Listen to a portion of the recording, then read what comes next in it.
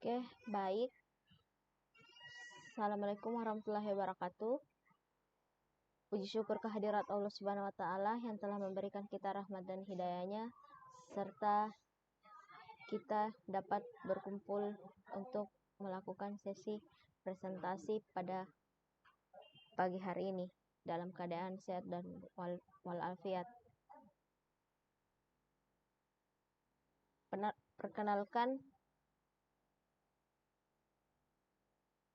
Perkenalkan, nama saya Lulatifah Ishak dari jurusan Pendidikan Teknik Informatika dan Komputer, Fakultas Teknik Informatika, kelas PTIKA, angkatan 2022.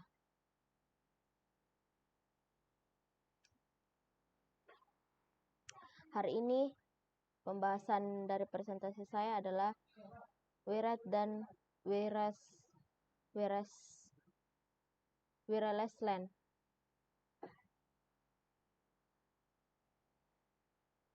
Yang pertama itu saya akan membahas tentang pengertian wireless LAN.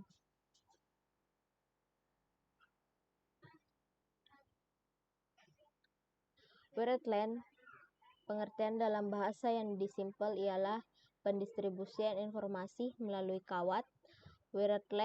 Wireless menggunakan kabel sebagai media penghubung. Singkatnya, perangkat tersebut dapat dilihat dan diraba, makanya dari itu disebut juga telekomunikasi fisik.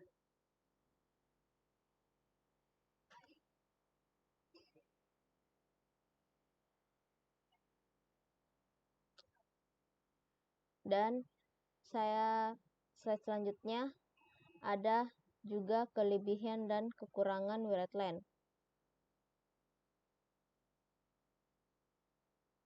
Yang pertama, kelebihannya itu adalah mobilitas tinggi. Kedua, kemudahan dan kecepatan instalasi. Ketiga, menurunkan biaya kepemilikan. Keempat, fleksibel. Yang terakhir, scalable. Dan kekurangan dari wireless LAN yang pertama adalah delay yang besar, biaya peralatan yang mahal. Ketiga, adanya propagasi radio seperti terhalang, terpantul, dan banyak sumber interferensi. Dan keempat, kapasitas jaringan menghadapi keterbatasan spektrum. Dan yang terakhir, keamanan atau kerahasiaan data kurang terjamin.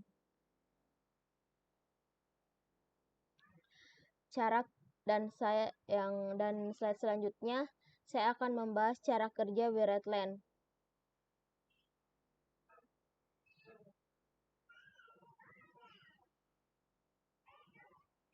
Wireless LAN, kabel Ethernet harus dijalankan seperti bahasa dari komputer ke berbaring atau ke perangkat sentral. Hal inisial dapat memakan waktu dan sulit untuk menjalankan kabel di bawah lantai atau melalui dinding, terutama ketika komputer duduk di ruangan yang berbeda. Beberapa rumah baru yang prakabel artikel baru Cat5 kabel ulasan sangat menyederhanakan proses penelahan, pemasangan kabel, dan meminimalkan berjalan kabel sedap dipandang. Konfigurasi kabel yang benar untuk kabel LAN bervariasi. Cara tergantung pada campuran perangkat, hormon, koneksi internet, dan apakah internal yang atau eksternal modem yang digunakan, namun tidak ada pilihan inisial menimbulkan kesulitan lebih dari misalkan kabel sistem home theater, penghasilkan kena pajak, instalasi hardware, langkah-langkah yang tersisa ilustrasi konfigurasi baik kabel atau nirkabel LAN tidak berbeda jauh. Keduanya bergantung pada standar internet protokol dan jaringan sistem operasi. Pilihan konfigurasi laptop dan perangkat portable before sering meningkati mobilitas yang lebih besar dalam instalasi jaringan nirkabel di rumah, setidaknya selama baterai mereka memungkinkan. 2. saya akan menjelaskan wireless LAN.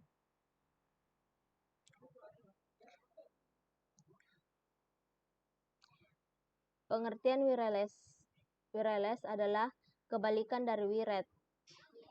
Tidak bisa dilihat, yaitu melalui gelombang jaringan nirkabel. Ini merupakan salah satu media transmisi yang menggunakan gelombang radio sebagai media transmisinya. Data-data digital yang telah terkirim melalui wireless akan dimodulasikan ke dalam gelombang elektromagnetik. Media wireless yang umum digunakan adalah dengan menggunakan gelombang radio yang diset untuk bekerja di bidang frekuensi tertentu sesuai dengan standar.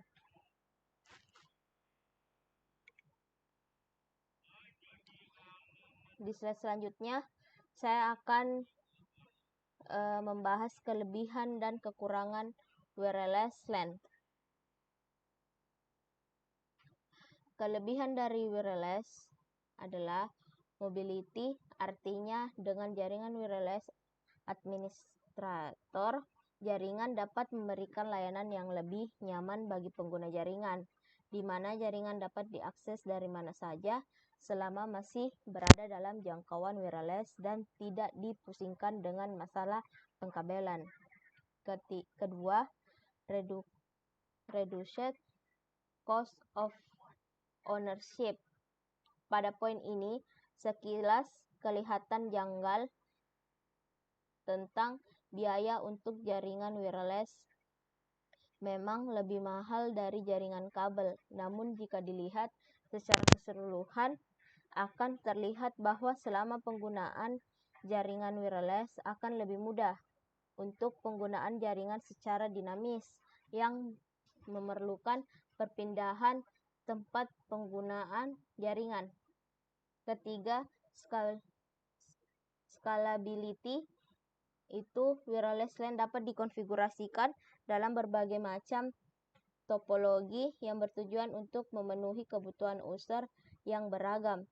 Konfigurasi dapat dengan mudah diubah melalui dari jaringan per topper yang sesuai untuk jumlah pengguna yang kecil sampai ke full infrastruktur network yang mampu melayani ribuan user dan memungkinkan roaming dalam area yang luas. Kekurangan wireless LAN. Yang pertama itu memerlukan pengaman tambahan. Ketiga, tingkat kecepatan. Dan topologi ruang dan cuaca. Dan terakhir, harga WLAN. Memerlukan pengalaman tambahan itu pada sistem wireless memiliki sistem keamanan yang terbatas sampai pada layer 2. Maka dari itu, untuk lebih mengamankan jaringan di belakang wireless diperlukan pengaman tambahan. Dan kedua, tingkat kecepatannya. Umumnya itu jaringan wireless menyediakan data rate hingga 50 Mbps dan 11 Mbps. Namun, pada kenyataannya transmisi ini dipengaruhi oleh keadaan lingkungan, sehingga membuat tingkat kecepatan pada wireless tidak terlalu baik atau kurang maksimal. Ketiga, topologi ruang dan cuaca. Pada sistem WLAN ini, topologi ruangan, daerah, dan cuaca sangat berpengaruh terhadap kualitas sinyal, karena pada sistem ini yang digunakan adalah media radio sehingga akan mengalami delay dari wireless. Dan terakhir, harga WLAN. Harga-harga komponen wireless saat ini masih cukup tinggi dan membuatkan biaya yang sangat besar serta perencanaan yang tepat dan efisien dalam implementasinya. Dan cara kerja wireless LAN.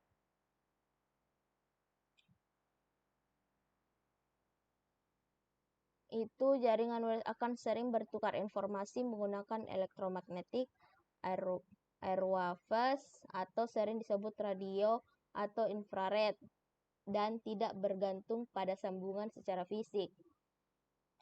Wireless juga menggunakan standar protokol Open System Interconnection atau yang disebut OSI yang memiliki tujuan lapisan layar, di mana lapisan pertama adalah bagian lapisan fisik yang mengatur segala hal yang berhubungan dengan media transmisi. Bentuk media transmisi yang digunakan oleh wireless terbagi dua, yaitu infrared atau yang disebut IR, dan kedua radio frekuensi atau yang disebut RF. Infrared banyak digunakan pada komunikasi jarak dekat seperti IR pada remote control atau televisi atau pada handphone untuk mentransfer data. Terus, sedangkan radio frekuensi lebih populer untuk koneksi jarak jauh dibandingkan dengan infrared karena bandwidth-nya lebih tinggi dan cukupnya lebih luas. Sekian dari presentasi saya. Kurang dan lebihnya mohon dimaafkan. Wabillahi taufiq wal hidayah. Wassalamualaikum warahmatullahi wabarakatuh. Terima kasih.